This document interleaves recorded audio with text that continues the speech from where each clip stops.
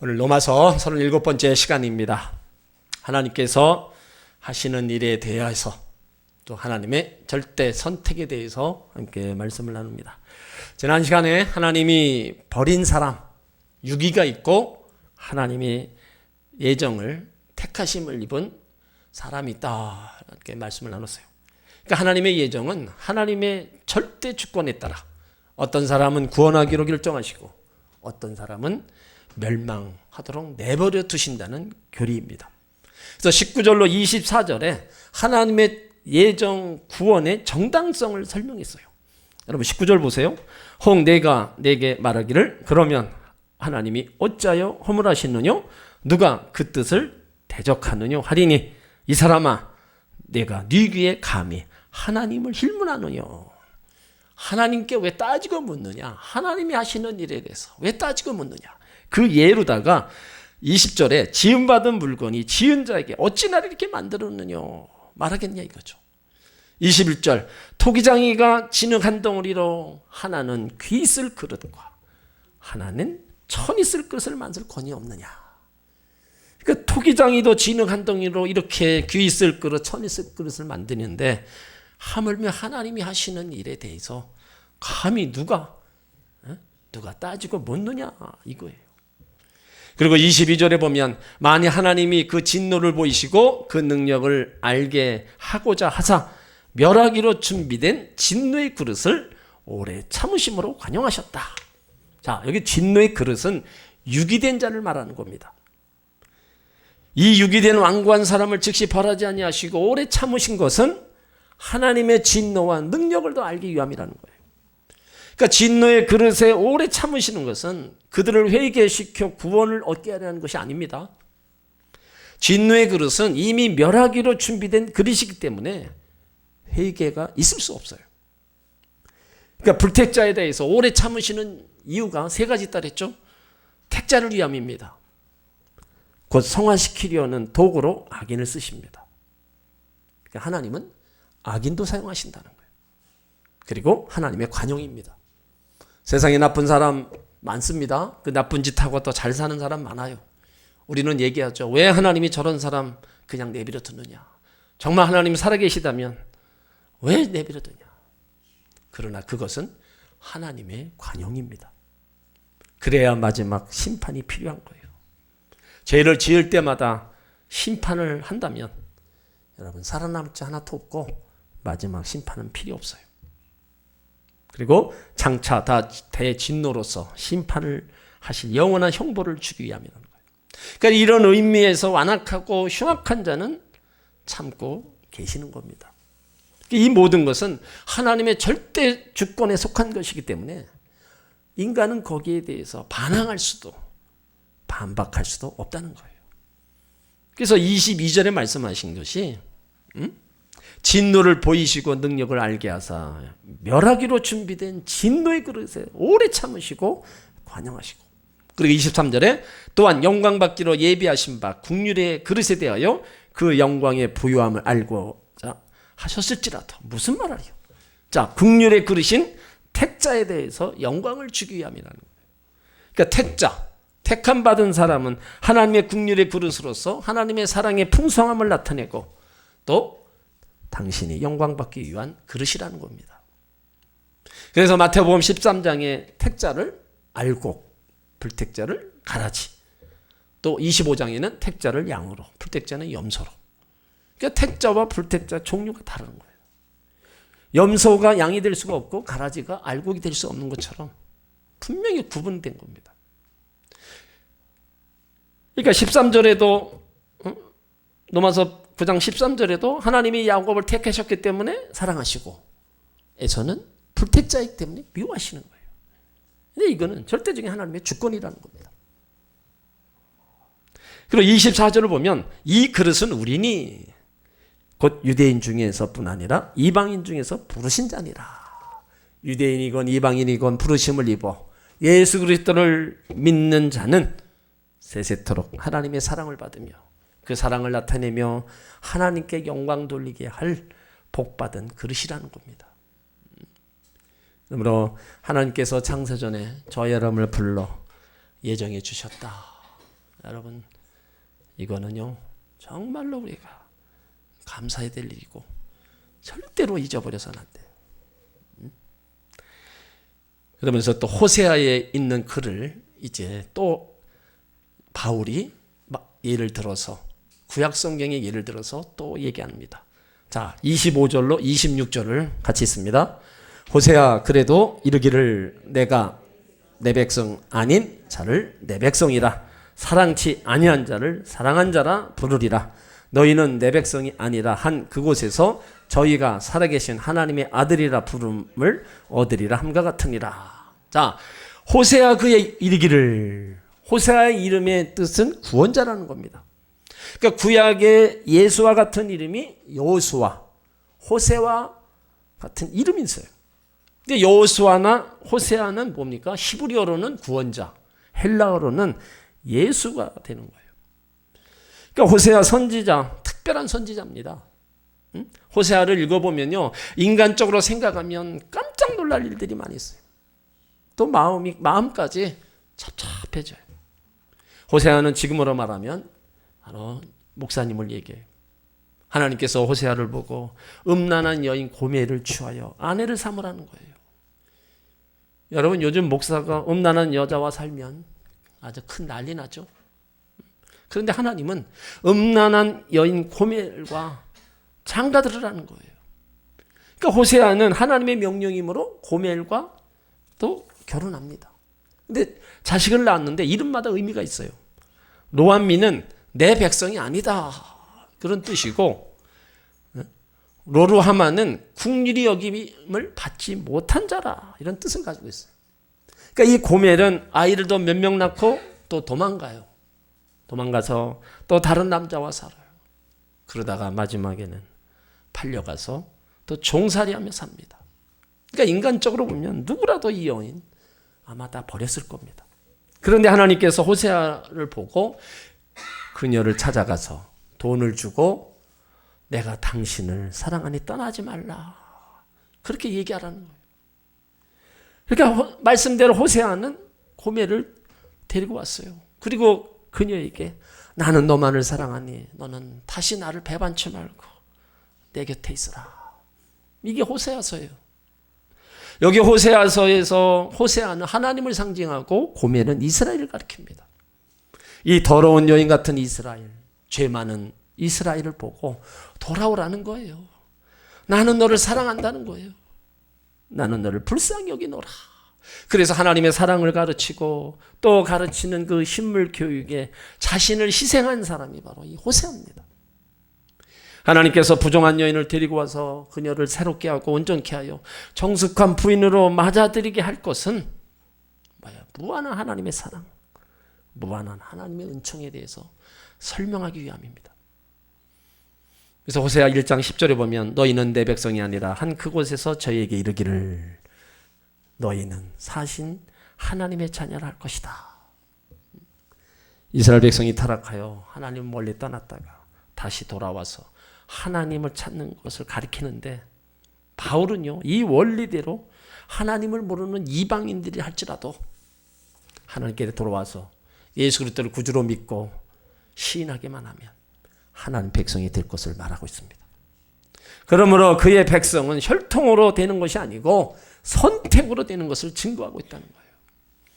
그래서 바울이 호세아 글에 이르기를 내가 내 백성 아닌 자를 내 백성이라, 사랑치 아니한 자를 사랑한 자라 부르리라. 너희는 내 백성이 아니라 한 그곳에서 저희가 살아계신 하나님의 아들이라 부름을 얻으리라 함과 같으니라. 그걸 인용해서 지금 바울이 증거하고 있는 거예요. 하나님께 돌아와서 이방인이라도 하나님께 돌아와서 예수를 믿고 시인하면 내 백성이 된다, 내 사랑받는 자가 된다. 그걸 말씀하고 있어요. 이제 이사야를 또 예를 들어서 또 얘기합니다. 27절을 읽습니다. 또 이사야가 이스라엘에 관하여 이치되 이스라엘의 뭇자선의 수가 비록 바다 모래 같을지라도 남은 자만 구원을 얻으리니. 이스라엘 백성이라도 선택된 남은 자만 구원을 받을 수 있다고 말합니다. 당시 유대인들은 자신들이 모세 율법을 이어받은 약속의 민족이라고 생각했어요. 그래서 항상 자기들만이 전통이고 진정한 전통을 이어받은 자라고 자부하고 살았어요. 그런데 바울은 성경을 인용해서 그러한 유대인들의 주장이 잘못된 것을 지금 명확하게 지적하고 있습니다. 오늘 여기 27절은요. 이사야 1장 9절과 이사야 10장 22절을 인용한 거예요. 그러니까 육체적인 이스라엘 자손의 수가 비록 바다에 모래와 같을지라도 오직 하나님이 선택한 자만이 구원을 얻을 수 있다는 사실을 지금 말하고 있는 겁니다. 그러니까 이 말씀은 오늘날 영적 이스라엘이라고 할 수 있는 성도들에게 적용되는 거예요. 여기서 남은 자만 구원을 얻으리라 말씀하고 있어요. 환난과 핍박을 통해서 다 이기고 승리한 자만을 의미합니다. 그리고 본문의 이스라엘 숫자가 그렇게 많아도 구원받는 수가 그리 많지 않음을 지금 또 설명하고 있어요. 이사야의 남은 자의 비유를 말할 때 감람나무와 포도나무 열무를 추구할 때 다 따고 나면 가지 끝에 그 나무 한두 개 또는 대여섯 개를 말하는 거예요. 그러니까 이 말씀은 예수님 오시기 전 이미 700년 전에 예언한 겁니다. 근데 지금 유대인들이 예수 믿는 것을 어때요? 정말로 어렵잖아요. 지금은 그들도 다른 메시아를 기다리고 있어요.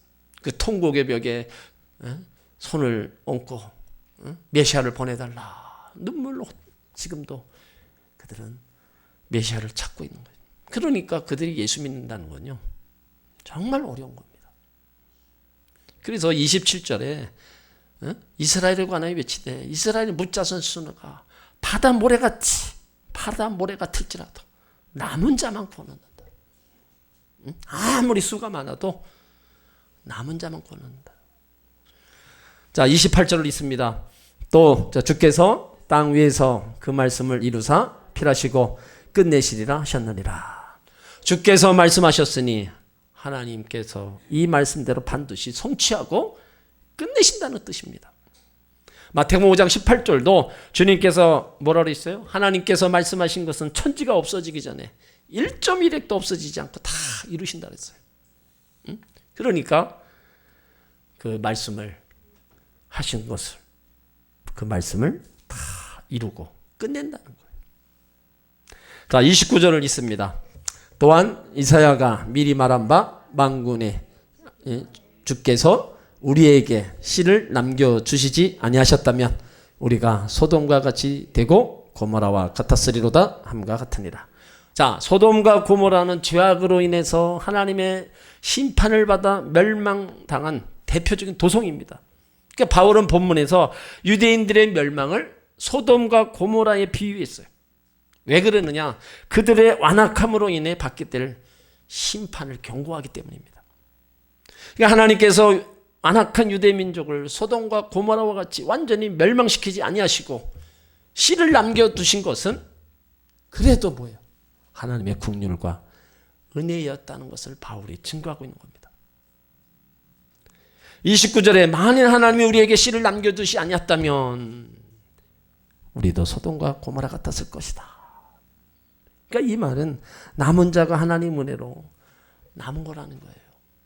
그 씨를 다 멸망 중에도 씨를 남겨도 그 남은 자는 하나님 은혜로 남았다. 여러분, 우리가 예수 믿어 구원받고 성도로 부른 거, 우리 부족한 사람들이 부름을 받고 하나님 자녀 됐다는 거, 여러분, 우리가 하나님 앞에 내세울 게 뭐가 있어요? 공부를 많이 해서 뭐 착하게 살아서? 아니에요. 여기서 하나님이 남겨두시 아니하셨다면 이란 말은 정말로 하나님 은혜로 선택해 주셨기 때문에 방탕에 빠지지 않고 소돔과 고모라와 같이 심판받지 않고 저 영원한 하나님 나라로 소망 삼게 된 겁니다. 여러분, 인간 별거 아닙니다. 예수 참 믿다가 타락하면요 밑바닥까지 내려갑니다. 아주 형편없어요. 우리가 하나님이 우리를 붙잡아 주셔야 우리가 신앙생활도 할 수 있는 겁니다. 선택받은 백성은요 하나님이 건져 주셔요. 그렇기 때문에 어느 때나 하나님 앞에 있으라는 얘기예요. 환난 때도 공고 때도 시험 때도 풍랑 속에서도 하나님이 건져주십니다. 그 섭리를 우리가 알고 어느 때나 하나님 앞에 있어야 돼요. 힘들고 어렵다고 예수 믿어도 별 볼 일 없다고 그렇게 하나님 등지고 나가면 하나님이 그 베풀어 주시는 은혜는 결코 받을 수 없는 겁니다. 그러니까 내가 하나님의 그 많은 사람 중에서 하나님이 나를 이렇게 선택해 주시고 나를 주의 백성 삼아 주셨다. 그렇다면 끝까지 우리는 어느 때나 하나님 앞에 있어야 될 줄 믿습니다. 그래서 이사야가 미리 말한 바 만군의 주께서 우리에게 씨를 남겨주시지 아니하셨다면 우리가 소돔과 같이 되고 고모라와 같이 같았으리라. 우리를 주의 백성 삼아주지 않았다면 소돔과 고모라처럼 멸망받을 수밖에 없다는 거예요. 자, 30절을 읽습니다. 그런즉 우리가 무슨 말하리요? 의를 쫓지 않은 이방인들이 의를 얻었으니 곧 믿음에서 난 의요. 자, 우리가 무슨 말하리요? 여러분, 할 말이 없다는 거예요. 의를 쫓지 않은 이방인 중에서 의를 얻었다. 저 여러분 이방인입니다. 이방인 중에서 의를 얻었는데 그 의가 뭡니까? 믿음에서 난 의라는 거예요. 그러니까 지금까지 말한 것의 결론 부분입니다. 그런즉 우리가 무슨 말하리요? 하나님의 절대 주권을 받아들일 수밖에 없음을 역설적 의미로 사용하고 있는 겁니다. 유대인들은 철저한 모세 율법 속에서 의를 성취하려고 했어요. 이방인들이 의를 얻었나니 이 말은 이방인들은 모세 율법을 몰랐습니다. 모세의 그 율법을 지켜서 의를 얻으려고 하지 않았어요. 그들의 이루어진 건 뭡니까? 예수 그리스도를 믿음으로 말미암아 의롭다함을 받은 것을 말하는 거예요. 저 여러분들이 구원받은 거, 그 구원을 선물로 받은 거 다 하나님의 은혜입니다. 에베소 2장 8절에 너희가 그 은혜를 인하여 믿음으로 말미암아 구원을 얻었나니 이것이 너희에게서 난 것이 아니요 하나님의 선물이다. 사도행전 13장 48절도 이방인들이 듣고 기뻐하여 하나님 말씀을 찬송하며 영생 주기로 작정한 자는 다 믿더라. 영생 주기로 작정한 자, 하나님이 택하기로 작정한 자, 그 사람들은 다 예수를 믿었다는 겁니다. 그리고 여기 곧 믿음으로 난 의, 예수 그리스도의 십자가와 부활을 믿는 바로 믿음의 의입니다. 이 의를 믿는 자마다 성령을 선물로 주셔서 심령이 변하게 하고 생활 환경이 변하게 되게 만들었어요. 그러니까 우리가 이방인 중에서 이 믿음으로 난 의를 통해서 우리의 하나님의 백성이 되는 구원을 선물로 받는 귀한 은총을 입은 겁니다. 31절을 읽습니다. 의의 법을 쫓아간 이스라엘은 법에 이르지 못하였다. 자, 의의 법은 모세 율법을 말합니다. 이스라엘은 모세 율법을 심히 쫓아갔는데 끝내 의의 법에 도달하지 못했다는 거예요. 이스라엘의 율법은 하나님과 좋은 관계를 맺는 데 필요한 조건이었어요. 근데 이스라엘은 의를 얻기 위해 이 법에 매달렸다는 거예요. 그들은 자신의 힘으로 의를 이룩하려고 노력했던 그런 겁니다. 그러나 그 결과 의를 얻는 대신 의의 법에는 이르지 못했다는 거예요. 의의 법을 쫓아간 이스라엘은 법에 이르지 못하였다. 자, 32절이요. 어찌 그러하뇨? 이는 저희가 믿음에 의지하지 않고 행위에 의지함이라. 부딪힐 돌에 부딪혔느니라. 자, 본문에서 바울이 무엇을 말하냐? 행위로 말미암아 열심히 의를 구한 이스라엘의 의에 이르지 못한 이유를 여기서 말하는 거예요. 그러니까 이스라엘은요, 믿음이 아닌 자신의 행위로 구원을 받으려고 노력했기 때문에 하나님의 의에 이르지 못한 겁니다. 여러분, 행위로 구원 받습니까? 응? 여러분들이 선한 일하고 착한 일하고 많은 사람 구제하고 구원 받아요? 확실히 얘기하세요. 응? 여러분, 행위로서는 그 누구도 구원 받을 수 없는 겁니다. 이 땅에서 아무리 많은 선행을 했다 할지라도 구원하고는 전혀 관계없는 겁니다. 그러니까 우리가 구원받는 게 그러니까 은혜라는 거예요. 믿음으로 받는 그 은혜.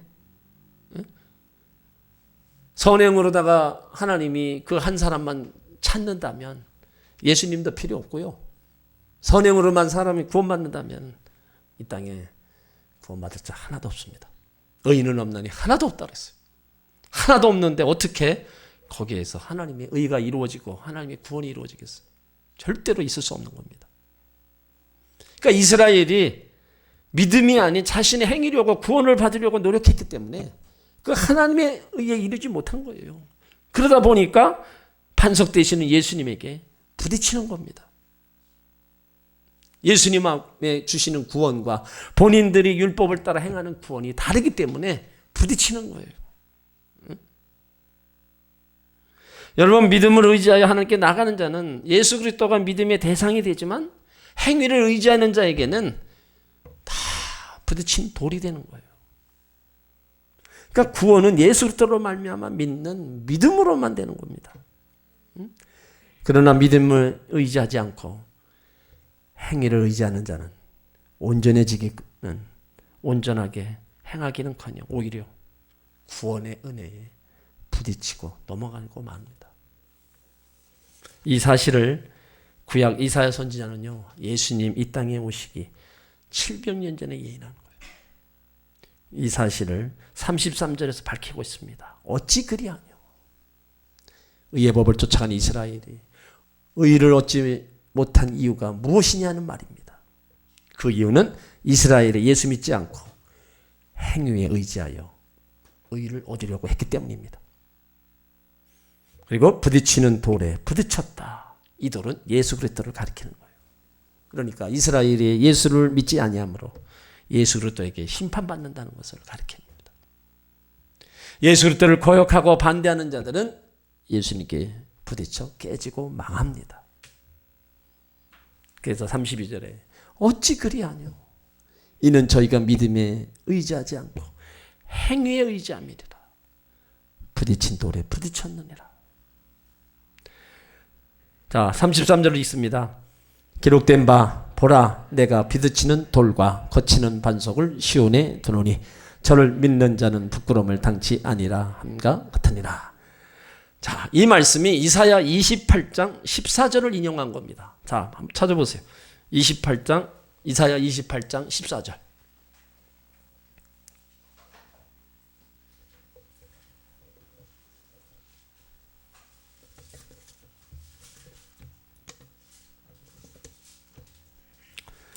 이사야 28장 18절.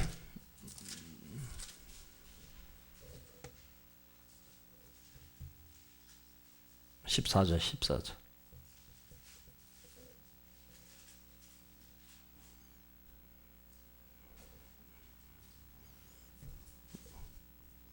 네, 잘못 적었네.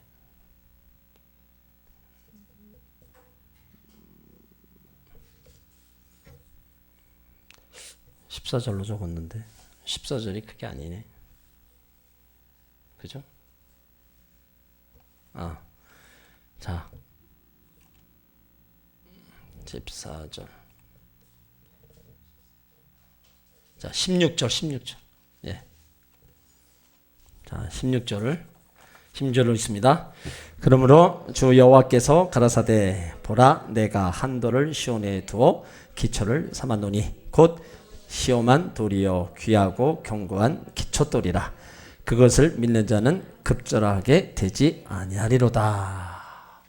자, 지금 33절을 바울이 이사야 28장 16절을 인용한 거예요.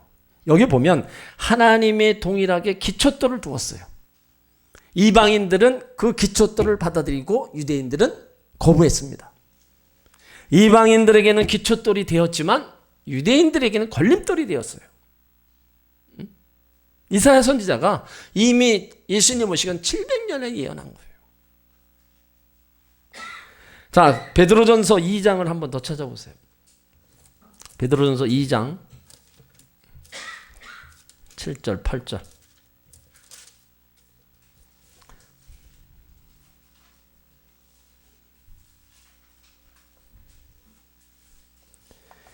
자, 베드로전서 2장 7절 8절 같이 있습니다. 그러므로 믿는 너희에게는 보배이나 믿지 아니하는 자에게는 건축자들의 버린 그 돌이 모퉁이의 머릿돌이 되고 또한 부딪히는 돌과 거치는 반석이 되었다 하느니라. 저희가 이 말씀을 순종치 아니함으로 넘어지나니 이는 저희를 이렇게 정하신 것이라.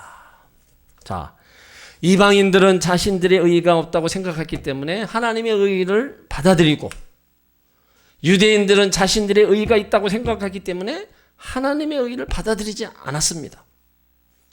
이방인들은 하나님의 은혜의 방법인 믿음을 받아들였기 때문에 구원을 받았고, 유대인들은 자기의 방법인 행위로 구원을 얻으려 했기 때문에 구원받지 못한 겁니다.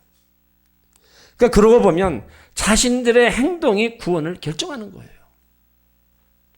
곧 하나님의 주권적 선택을 자신들의 행동이 증명한 겁니다.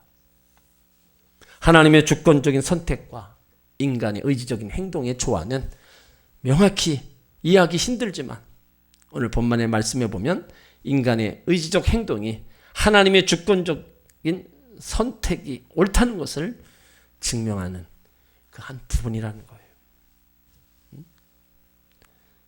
그러니까 예수 그리스도가 믿지 않는 자들에게는 부딪히는 돌과 거치는 반석이고, 그 돌에 부딪히는 자는 깨어지고 거치는 자는 넘어지는 거예요. 예수 그리스도를 반대하고 대적하다가 망하게 될 것을 가리킵니다. 그래서 33절에 얘기하고 있는 것처럼 기록된 바 보라, 내가 부딪히는 돌과 거치는 반석을 시온에 뒀다. 저를 믿는 자는 부끄러움을 당치 아니하리다. 믿는 자, 안 믿는 자 분명히 다르다는 것을 말씀하고 있어요. 그러니까 하나님은 버릴 사람, 선택할 사람이 있음을 우리 가운데 알려줬어요. 그러니까 하나님의 예정이라는 게 참 어찌 보면 하나님이 어떻게 그렇게 하실까? 그렇게 생각하는 부분도 있을 거예요. 하지만 하나님이 하시는 일에 대해서는 예정 구원의 그 전당성, 그거를 지금 바울이 일일이 다 설명하고 있는 걸 보면 다른 얘기가 아니에요. 성경에 있는 얘기를 하는 거예요. 그러니까 하나님은 구원할 자를 선택하고 선택받은 자를 믿음을 가짐으로 구원을 받았다는 거. 오늘 말씀이 우리 가운데 일러주는 거예요. 바꿔 말하면 자기 의의를 버리고 하나님의 의의 방법인 믿음을 가진 자는 하나님의 선택을 받은 자라는 것을 증거하는 겁니다. 그러니까 유대인들처럼 많은 특권을 받았음에도 불구하고 그것을 바로 사용하지 못하고 오히려 자기 의의를 드러내려고 이용하는 자, 그 하나님의 의의 방법, 믿음을 거부한 자, 다 구원받지 못한다는 겁니다. 이것은 하나님 책임이 아니라 유대인의 책임인 것처럼 믿음을 갖지 않아서 구원받지 못한 건 뭡니까? 다 인간 스스로에게 책임 있는 겁니다. 우리는 믿음을 가지기 전까지 하나님의 선택을 알 수 없습니다. 믿음을 가진 자는 선택받은 자입니다. 이제 믿음을 가진 자는 구원받았으니까 선택받은 자답게 이제 삶 속에서 선택받은 자답게 살아가야 됩니다. 자기 중심으로 살지 말고 하나님 중심으로 살아야 됩니다. 내가 무엇을 이루려고 영광 받으려고 하지 말고 하나님의 은혜의 법칙을 따라 살아가야 된다는 거예요. 그것이 나를 선택해 주신 분에 대한 마땅한 도리라는 겁니다. 오늘 호세아를 통해서 이사야를 통해서 선택자와 불택자를 바울이 얘기했어요. 중요한 거는 믿는 자는 부끄러움을 당치 않는다. 먼저는 내가 하나님의 은혜를 입고 내가 예수 그리스도를 믿어서 하나님의 선택을 받은 주의 백성이라는 거, 이거를 먼저 확실하게 여러분들이 붙잡고 그 은혜를 주시고 나를 선택해 주신 그 하나님을 정말로 사랑하고 잘 섬기며 나가는 것이 먼저 중요한 겁니다. 내 신앙, 내 믿음 내가 잘 지켜가요. 그거 중요한 거지. 다른 사람 얘기할 거 없어요. 그러면 오늘 바울이 하나님이 하시는 일에 대해서 그 누구도 토를 달지 말라고 얘기하고 있어요. 전적인 하나님의 은혜에 우리는 감사할 뿐입니다.